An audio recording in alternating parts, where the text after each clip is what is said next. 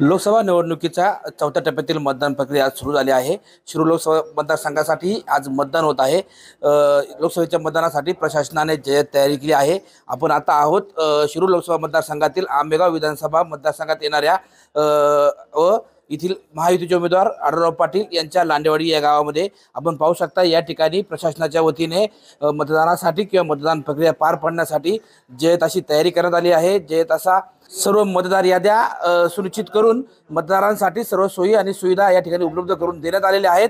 त्याचबरोबर दिव्यांग व्यक्ती असतील त्यांच्यासाठीही या ठिकाणी व्हीलचेअर व रॅम्पची व्यवस्था करण्यात आलेली आहे। या ठिकाणी सकाळी 7 वाजेपासूनच मतदानाला सुरुवात झाली असून मतदार सकाळपासूनच मतदानासाठी गर्दी करत आहेत। प्रशासनाच्या वतीनेही जे तयारी करण्यात आली आहे, मतदारांनाही सुविधा देण्यात आलेल्या आहेत। त्याचबरोबर पोलीस प्रशासनानेही योग्य असा बंदोबस्त ठेवलेला आहे। टाइम्स नाऊ मराठीसाठी सचिन तोडकर, मंचर।